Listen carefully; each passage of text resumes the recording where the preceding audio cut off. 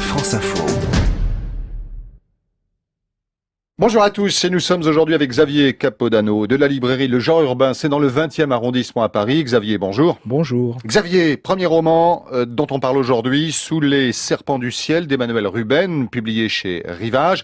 On est dans un avenir, un pays imaginaire, et 4 hommes nous parlent d'un jeune adolescent, Walid, qui a été tué au bord de la frontière, au bord d'une frontière. On ne sait pas exactement entre quelle entité et quelle autre entité, tué par un lance-roquette, un drone, on ne sait pas très bien. Et ces 4 hommes nous livrent leur point de vue sur ce jeune adolescent.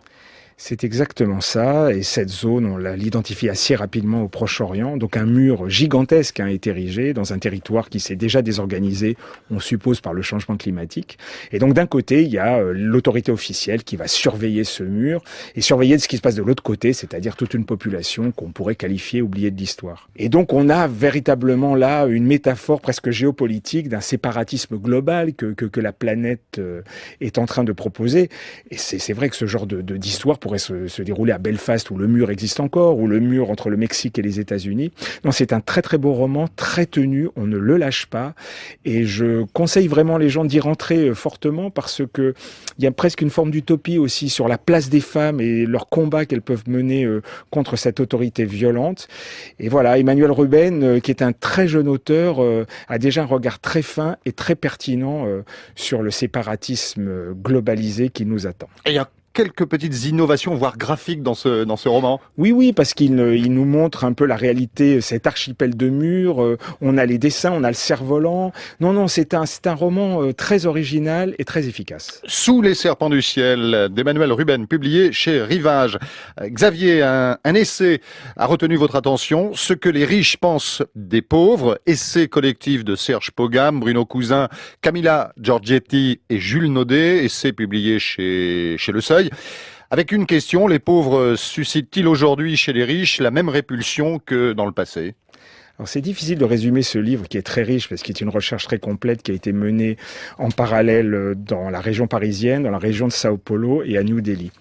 Et on voit que malgré les différences culturelles, vont converger un certain nombre de points. Et les auteurs nous en proposent 3, c'est-à-dire d'un côté les riches pour continuer à avoir la main, de vivre dans cet entre-soi, se barricade derrière une forme d'ordre moral et hygiéniste, se barricade vers sur une question de la sécurité pour leur propre famille, et surtout imagine un destin, une fatalité de ce que les pauvres seront toujours des pauvres. Mais surtout, ce que nous montre le livre, c'est que cette idéologie forte et puissante est en train de gagner de plus en plus de terrain dans ce monde néolibéral et globalisé, et que la façon dont l'acteur collectif, dont l'État rééquilibrait la solidarité est en train de se déliter. Et c'est pour ça que ce livre est très très important, parce que non seulement on a la parole de ces gens-là, et on a une vision globale de ce qu'on pourrait tenter de faire si on veut contrer cette vague qui devient de plus en plus puissante. Ce que les riches pensent des pauvres, essai collectif publié au Seuil. Xavier, un petit mot sur une réédition avec une nouvelle traduction. Le dernier des Mohicans de James Fenimore Cooper, publié chez Totem, la collection poche de Gallmeister. Alors c'est François Guérive qui a voulu cette réédition, et il cite François Guérive, George Sand, dans une postface. George Sand qui parlait de ce roman, disait de James Fenimore Cooper, nous décrit une noble race exterminée, une nature sublime dévastée. C'est vraiment le premier roman pour la cause des Indiens. Oui, c'est absolument ça. Et j'avoue, pour être honnête avec les auditeurs, quand vous m'avez demandé de jeter un coup d'œil au bouquin, j'ai un peu traîné les pieds, ça me rappelait la bibliothèque verte de mon enfance. Oui, on qualifie souvent de roman pour ados ce dernier des Mohicans. Et en fait, dès les 20 premières pages, je suis totalement tombé dans le panneau. D'abord, c'est un roman d'aventure formidable, et de la catégorie des grands romans d'aventure, de Cro-Blanc de London, des Trois Mousquetaires, enfin c'est de ce calibre-là, c'est absolument formidable.